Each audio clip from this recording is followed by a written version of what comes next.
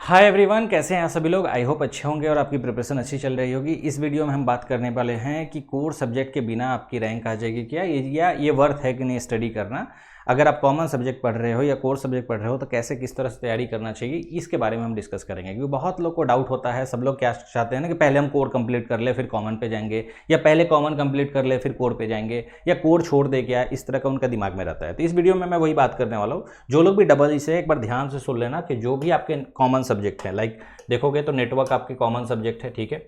Network हो गया, signal हो गया, ठीक है, डिजिटल हो गया, कंट्रोल हो गया, मैथ्स हो गया, मैथ्स एंड एप्टी, ठीक है। उसके बाद मेजरमेंट भी मैं ले लेता हूँ, अगर डबल ई से है तो मेजरमेंट हो गया एंड ईएमटी हो गया, ठीक है। तो मेजरमेंट ईएमटी तो कोर में आते हैं, मतलब डबल ई का अलग आता है, ईसी का अलग आता है, उस तरह से होता है। ईसी में तो मेजरमेंट होता भी नहीं है। अब कोर सब्जेक्ट की अगर बात करें तो यही तीन सब्जेक्ट है। First one is the machine and second one is the power system and third one is the power electronics, ठीक है, पावर इलेक्ट्रॉनिक्स। तो अब ध्यान से सुनना कि मैं क्या बताना चाह रहा हूँ, किस तरह से आपको डील करना चाहिए।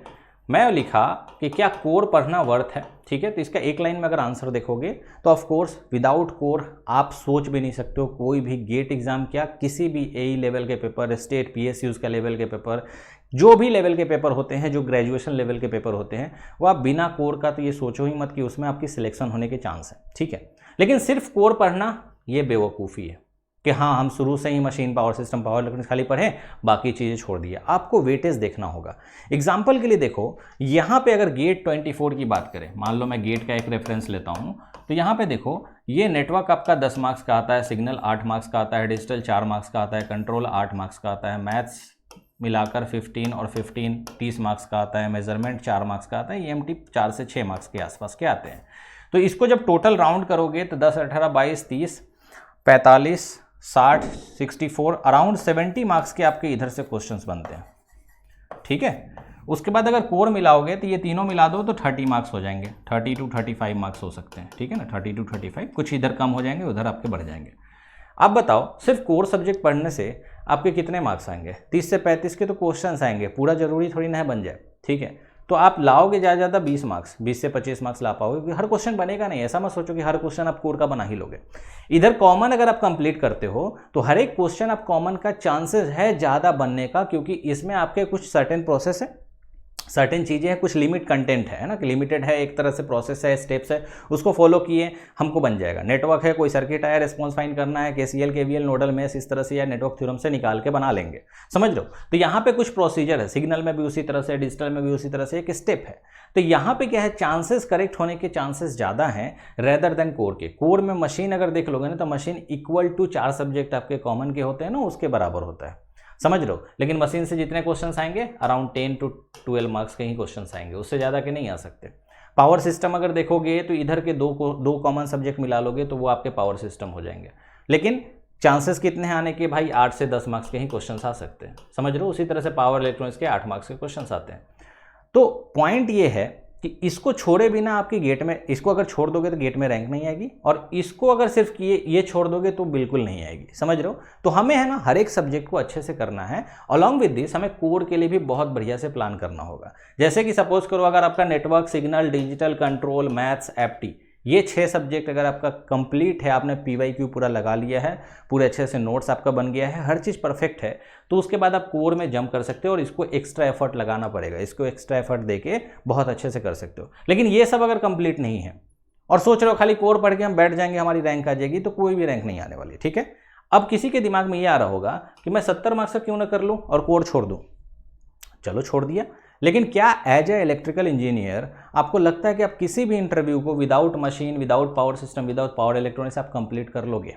आपको लगता है कि ऐसा? क्योंकि इंटरव्यू तो हर जगह होने हैं, ऐसा तो नहीं है कि इंटरव्यू नहीं हो। बार्क का दे दो इंटरव्यू, किसी भी लेवल के पेपर का अगर इंटरव्यू दोगे, तो किसी भी एक कंपनी का इंटरव्यू दोगे, तो इसमें ये 3 सब्जेक्ट तो आपको मिलने वाले हैं, ठीक है। तो इंटरव्यू में जाके छट जाओगे। मान लेते हैं रिटर्न में 70 में 70 तुम ले आए, तो 70 में 70 ले आए तो रैंक आ गई, मान लिया।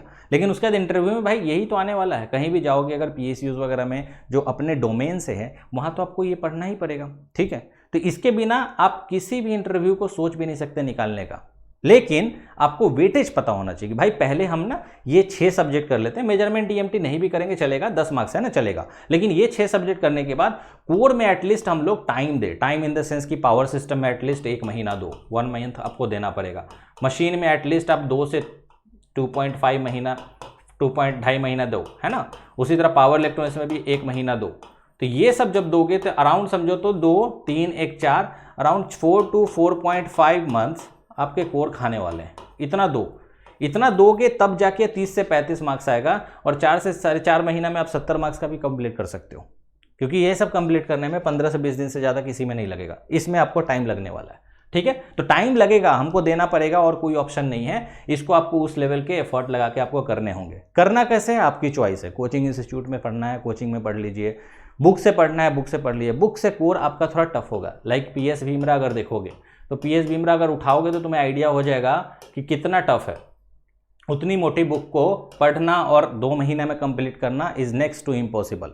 इसीलिए आप इंस्टीट्यूट ज्वाइन करते हो, किसी भी इंस्टीट्यूट को ज्वाइन कर लो जो बहुत ही कॉन्साइज वे में बहुत अच्छे तरीके से पढ़ाते हैं, जिससे सारे आपके कंटेंट कवर हो जाए, सारे आपके जितने भी पेपर्स होते हैं, चाहे वो ए लेवल के हो गए, स्टेट पीएसयू लेवल के हो गए, या फिर गेट हो गया, ईएस हो गया, वो सब कवर हो जाए। लाइक मैं मशीन ले रहा हूँ, अभी आपको पता होगा कि नियो स्पार्क पे ऑलरेडी मशीन चल रहा है ना, तो मशीन में मोस्ट प्रोबेबली हम लोग 7 दिन कंप्लीट किए हैं, लाइव क्लासेस है, जिसमें 7 दिन में मैं मैग्नेटिक सर्किट और ट्रांसफार्मर का समझो तो 20% कंप्लीट किया हूँ। ठीक है ना, तो उसी तरह से आप मशीन में हमारा इनरोल कर सकते हो। आपको जाना होगा neosparkonline.com पे, मैं नीचे पिन कॉमेंट कर दूंगा, और जाकर सारे फीचर्स पढ़ लो। 6 महीने का कोर्स है, 170 घंटा टोटल चलेगा, 500+ PDF का क्वेश्चन आपको मिलने वाला है, क्लास नोट्स मिलेगा, लाइव डाउट हम लेते हैं, discussion after completion of each chapter, और डेली लाइव डाउट भी होता है, जब भी आप क्लास खत्म होता है उसके बाद से डाउट लेते हैं, और भी बहुत सारे फीचर्स है जो आप देख सकते हो। अलॉन्ग विद दिस जो कोड है एक्चुअल में EE का कोड है वो आप हमसे पढ़ सकते हो, बहुत ही डिटेल में बहुत ही अच्छे से पढ़ाया हूँ, जिसको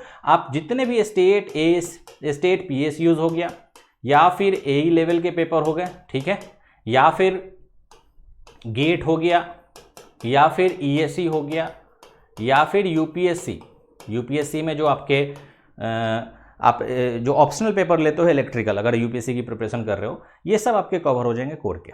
ठीक है, तो बहुत ही बेनिफिशियल है, एक ही जगह से पढ़ने से आपको बहुत अच्छा ऑफर भी मिलेगा। EE कोर कॉम्बो में आप जाकर देख सकते हो, बहुत अच्छा ऑफर चल रहा है।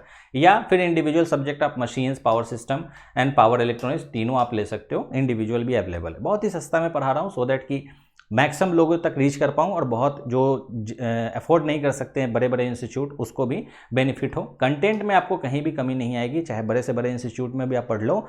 अगर उनका 9 है आउट ऑफ 10 तो मेरा 9.1 ही होने वाला है, तो कंटेंट में कहीं दिक्कत नहीं है, रिव्यू भी आप जाके देख सकते हो। ठीक है, अलॉन्ग विद दिस हम लोग एसी सर्किट भी मैं दे रहा हूँ, आप सबको मिल जाएगा neosparkonline.com पे। कोई भी डाउट हो आप इस नंबर पे व्हाट्सअप कर सकते हैं 8292480183। इस पर मैं गाइडेंस भी देता हूँ। ठीक है, किसी को गाइडेंस हमसे चाहिए, कैसे तैयारी करना है, क्या करना है, तो वो भी आप हमसे डिस्कस कर सकते हो। ठीक है ना, कॉल नहीं रिसीव करता हूँ, व्हाट्सअप आप जरूर कर सकते हो।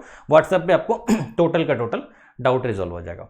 तो कोर सब्जेक्ट पढ़ना जरूरी है, बिल्कुल पढ़ना जरूरी है, लेकिन कॉमन सब्जेक्ट से पहले नहीं, समझ रहे हो। जैसे मैं आपको बताया था, is it worth studying core subject for GATE exam, तो बिल्कुल आपको पढ़ना चाहिए, लेकिन कॉमन सब्जेक्ट से पहले नहीं। 6 एटलीस्ट कॉमन कंप्लीट कर लो, जिससे 50 से 60 मार्क्स इधर से बन जाए। देखो मैथ्स और एप्टी दोनों लगा लोगे ना, तो 30 मार्क्स तो यहीं बन गए, और इसमें से अगर ये 4 लगा लिए तो ऑफकोर्स 8 4 12 20 31 मार्क्स यहाँ से, तो 60 मार्क्स जब आपके कंप्लीट हो जाएं, उसके बाद आप कोड पे जंप करो और कोड को बहुत डिटेल में पढ़ो। इसमें हड़बड़ा के मत पढ़ना, क्योंकि हड़बड़ाने से आपके क्वेश्चंस बनने वाले नहीं है। इसमें थोड़ा सा इन डेप्थ नॉलेज की जरूरत होती है, जो कि मैं डिटेल में अपने कोर्स में दिया हूँ। ठीक है ना, तो इस तरह से आप प्लान कीजिए, गेट के लिए प्लान कीजिए, ईएससी के प्लान कीजिए, नियो स्पार्क का पार्ट बन सकते हैं। और भी ऐसे वीडियो चाहिए तो नीचे जरूर कमेंट कीजिएगा। So Alan sir this side signing out.